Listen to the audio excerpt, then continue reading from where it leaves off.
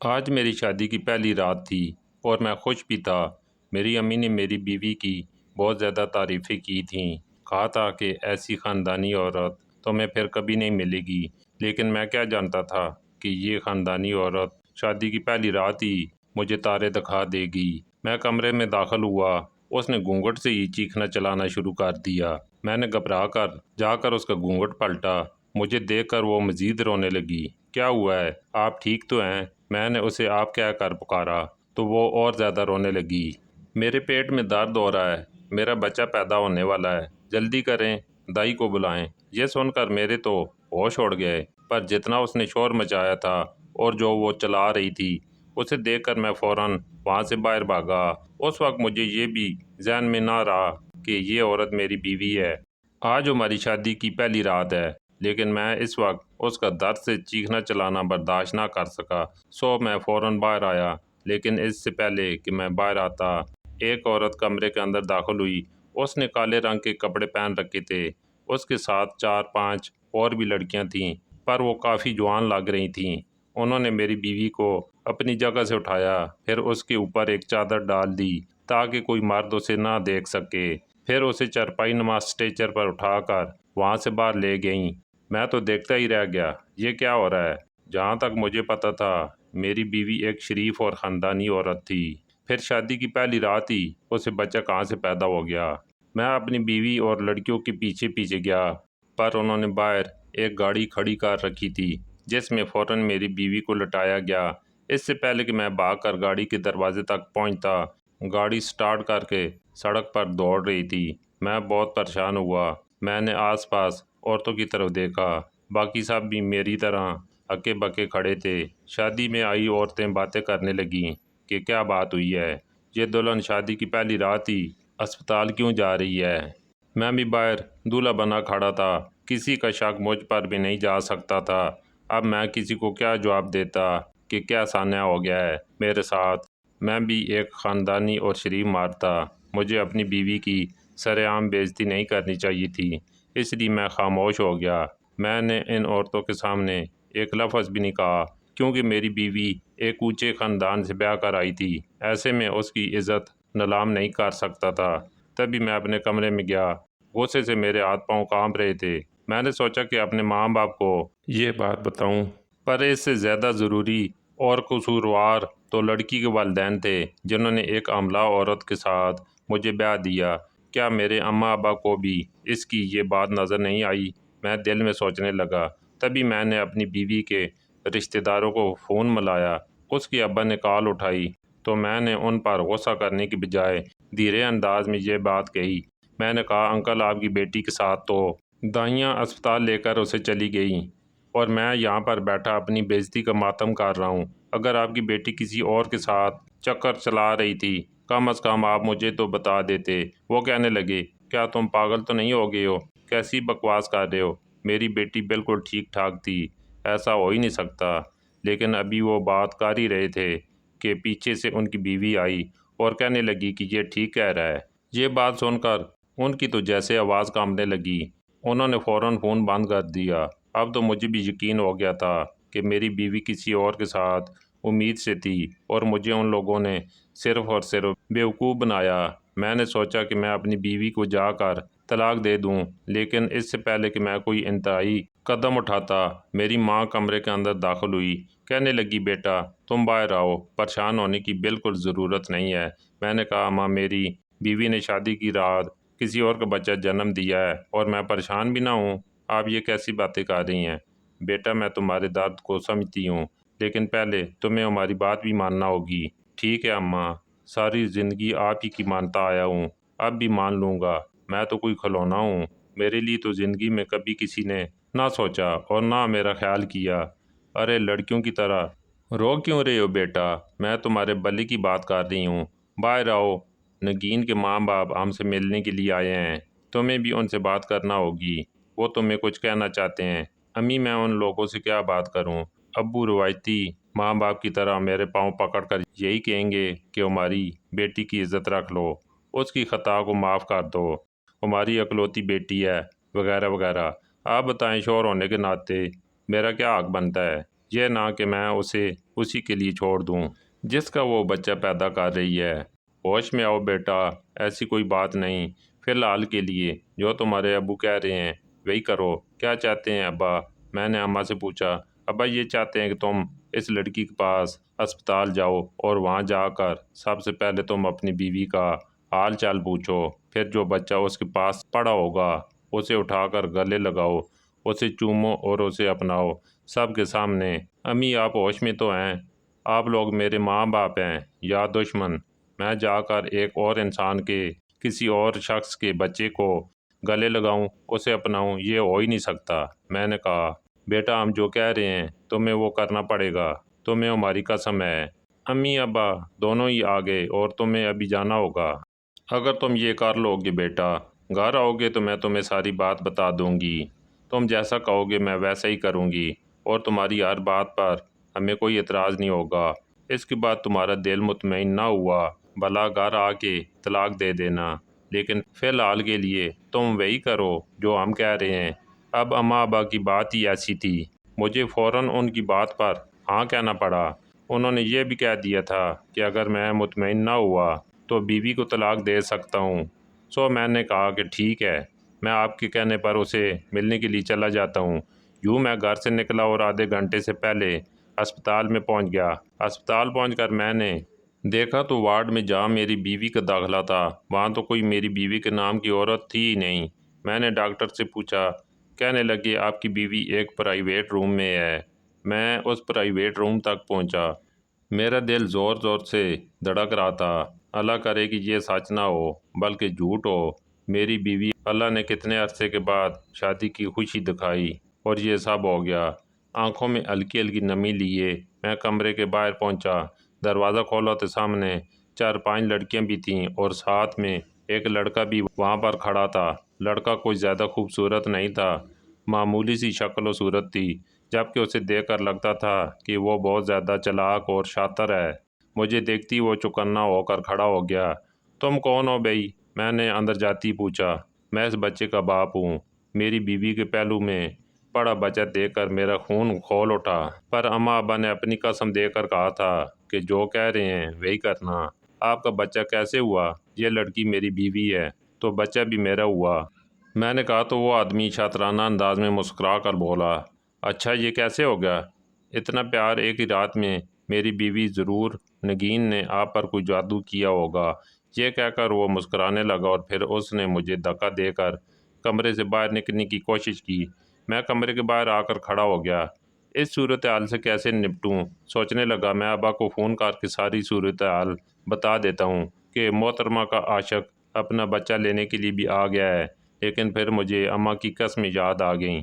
میں واپس کمرے میں آیا۔ میں نے کہا کہ اگر یہ بچہ آپ کا ہے تو آپ اسے لے جائیے، میں اپنی بیوی کو واپس اس کے گھر لے کر جاؤں گا، کیونکہ میری بیوی ہے، میری عزت ہے، میں نے نکاح کی ہے، اور نکاح کا رشتہ اتنا کمزور نہیں ہوتا کہ اسے ایک ہی جھٹکے میں توڑ دیا جائے۔ ویسے بھی میں اپنی بیوی سے بہت محبت کرتا ہوں۔ میری بات سن کر اس کا رنگ پھک ہو گیا۔ ایک لمحے کے لیے وہ جیسے اس دنیا میں رہا نہ ہو، پھر غصے میں باہر چلا گیا تھا۔ وہ پاؤں پٹک رہا تھا، میری بیوی کی آنکھوں سے آنسو نکل رہے تھے۔ میں نے اس بچے کو اٹھا کر دوسری طرف رکھا تھا جہاں پر ایک آیا کھڑی تھی۔ میں نے اسے کہا کہ تم یہ بچہ اپنے پاس ہی رکھو، میری بیوی فی الحال اسے سنبھال نہیں سکتی، کل پرسوں آ کر دیکھیں گے اس بچے کا کیا کرنا ہے۔ وہ جی بہتر کہہ کر سر ہلاتی وہاں سے نکل گئی۔ اب تو مجھے بھی لگ رہا تھا کہ جو کچھ بھی ہوا ہے وہ بس ایک نصیب کا کھیل ہے، ورنہ اتنی خاندانی لڑکی نے اتنی نیچ حرکت کی ہے، یہ کیسے ہو سکتا ہے؟ جب ہم لوگ گھر پہنچے تو اماں ابا میرے سامنے کھڑے تھے۔ میری بیوی ٹھیک ٹھاک چل رہی تھی، اس کی کسی بھی انداز سے ایسا نہیں لگتا تھا کہ اس نے کسی بچے کو جنم دیا ہو، بلکہ اس نے تو شادی والا جوڑا ہی پہن رکھا تھا۔ آ گئی میری بہو؟ اماں نے آتے ہی اسے گلے سے لگاتے ہوئے پوچھا۔ وہ بھی جھک کر اماں کو سلام کرنے لگی۔ اس نے اماں کو بھی سلام کہا تھا۔ میں نے دیکھا میری بیوی بالکل کنواری لڑکیوں جیسی معلوم ہو رہی تھی۔ ہم لوگ گھر کے اندر آئے۔ میری بیوی کو اماں نے بہت اچھے سے اپنے پاس بٹھایا۔ مجھے اماں ابا سے اس وقت بہت نفرت ہو رہی تھی کہ شاید اماں ابا امیر بہو کی لالچ میں آ کر اس کے ساتھ بلا وجہ کا اچھا رویہ اختیار کر رہے ہیں، جو کہ ان کو کرنا بھی نہیں چاہیے تھا۔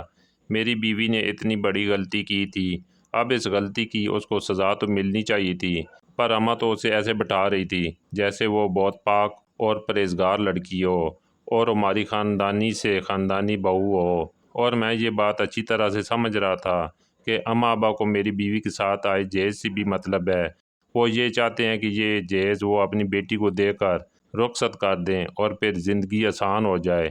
میری خوشی اور میری زندگی کا سوال ہے، وہ ان کو نظر نہیں آ رہا۔ مجھے بہت عجیب لگ رہا تھا کہ تبھی ہمارے گھر میں ایک اور عورت آگے ہوئی۔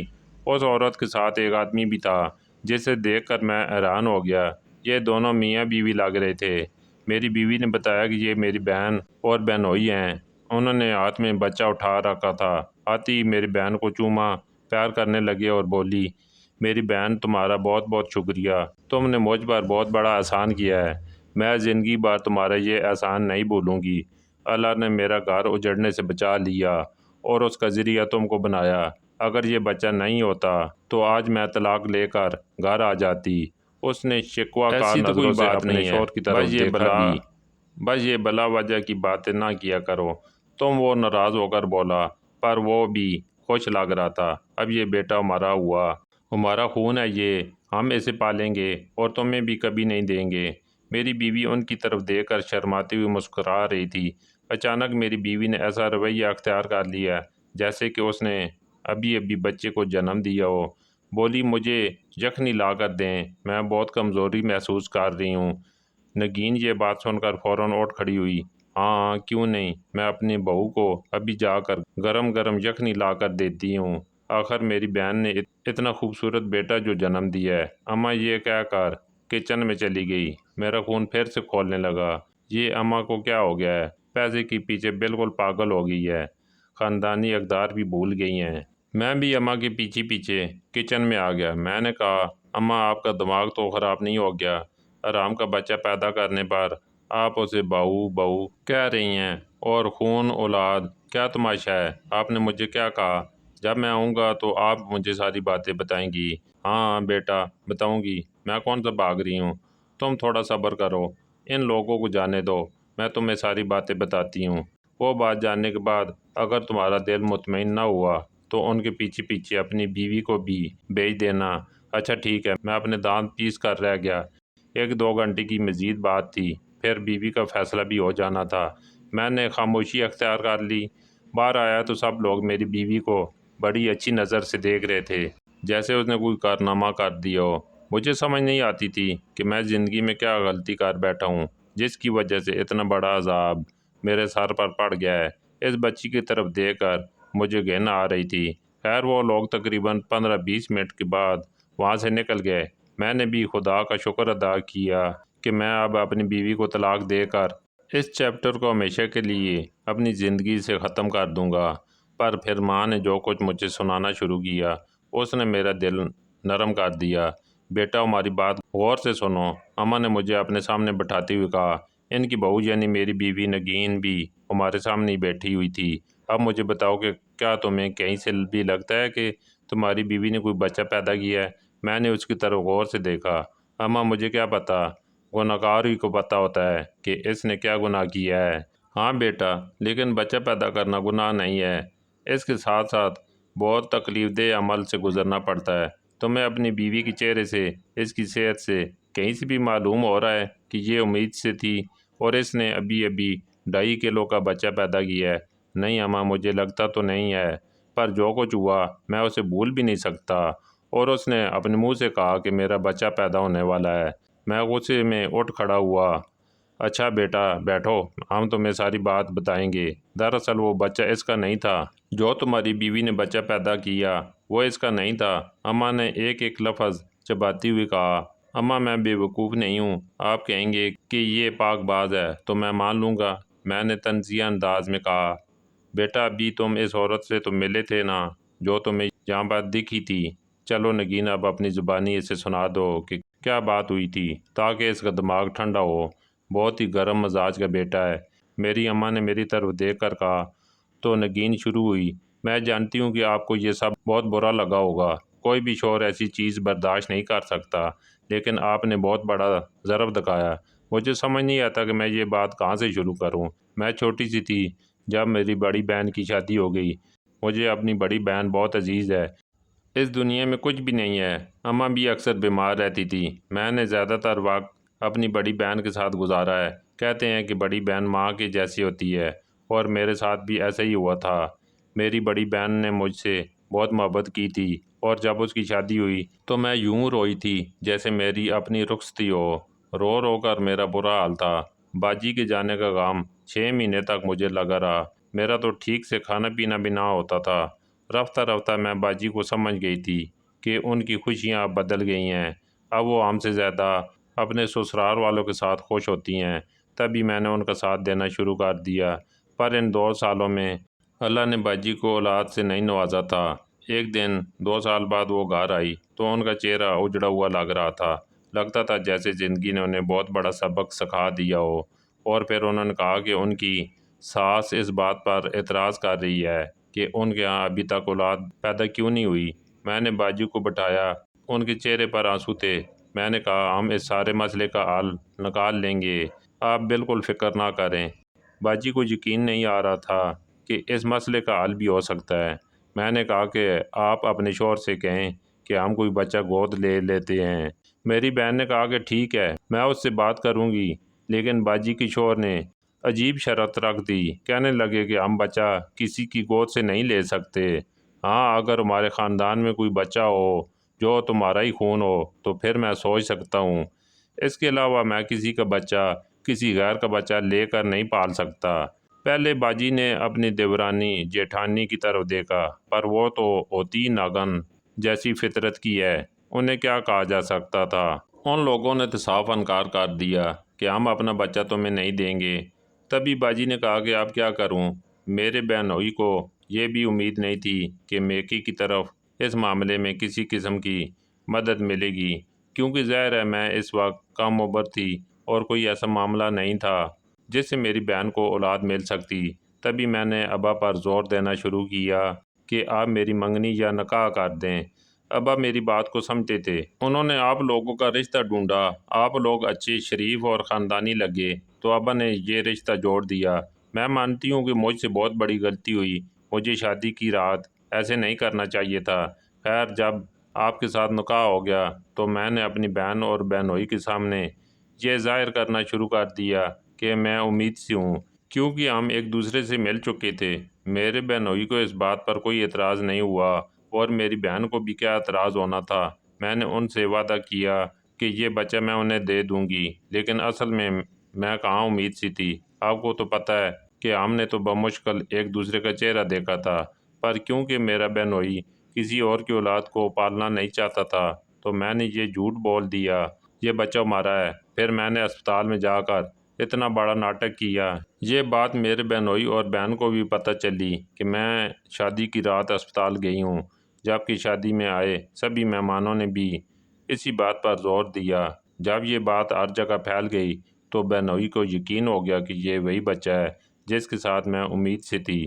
بس پھر کیا تھا، میرے بہن بہنوئی فوراً وہاں پہنچے۔ انہوں نے اس بچے کو اپنے ہاتھوں میں لے لیا اور پھر وہ اسے لے کر چلے گئے۔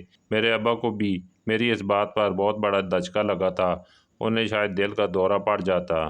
خدا کا شکر ہے آپ کی امی ابا نے عین وقت پر مسئلے کو حل کر دیا، ورنہ تو میری زندگی جہنم بن جاتی۔ میں کہاں جاتی اور کیا کرتی۔ میں نے آپ کے بارے میں بہت تعریفیں سن رکھی تھیں۔ میں نے سنا تھا کہ آپ بالکل بھی غصے والے نہیں ہیں، لیکن جب آپ کا رویہ دیکھا پھر میں سوچنے لگی کیا پتہ آپ بھی باقی مردوں جیسے ہوں اور پھر مجھے طلاق دے دیں۔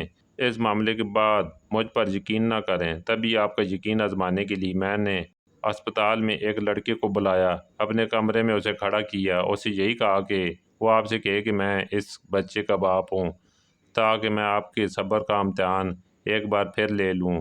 مجھے پتہ چل جائے کہ آپ مجھے اس سب کے بعد سچ بتانے پر قبول کریں گے یا نہیں، یا ساری زندگی مجھے تانے دیتے رہیں گے۔ اس لیے میں نے چھوٹا سا ایک امتحان آپ کا بھی لے لیا، ورنہ مجھے کیا ضرورت تھی خود پر اتنا بڑا الزام لینے کی۔ اب اگر آپ نے مجھے معاف کر دیا ہو تو ہم اپنی زندگی نئے سرے سے شروع کر سکتے ہیں۔ ورنہ میں آپ کے کسی بھی فیصلے کے لیے تیار ہوں۔ میری بیوی نے سر جھکا لیا۔ مجھے غصہ تو بہت آیا تھا، لیکن اسپتال میں موجود اس لڑکے نے جو کچھ کہا تھا وہ مجھے کچھ گڑبڑ لگ رہی تھی۔ میں نے اپنی بیوی سے اس وقت کچھ نہیں کہا۔ اسپتال میں جا کر میں نے اس لڑکی کی تفتیش کروائی۔ پتہ چلا کہ وہ تو وہیں پر ہوتا ہے، کبھی اس کا کسی لڑکی کے ساتھ چکر نہیں رہا، نہ ہی وہ ایسی ویسی حرکتوں میں ملوث ہے۔ مجھے اپنی بیوی پر یقین آ گیا۔ اس کے بعد میں نے نئے سرے سے زندگی شروع کی۔ اب ماشاءاللہ ہماری اپنی ایک اولاد ہو چکی ہے۔ مجھے اپنی بیوی بچوں سے بہت پیار ہے، لیکن ساتھ ہی مجھے اس بات کی بھی خوشی ہے کہ میری بیوی کے صبر اور ہمت کی وجہ سے اس کی بہن کا گھر بھی بسا رہا، اجڑا نہیں۔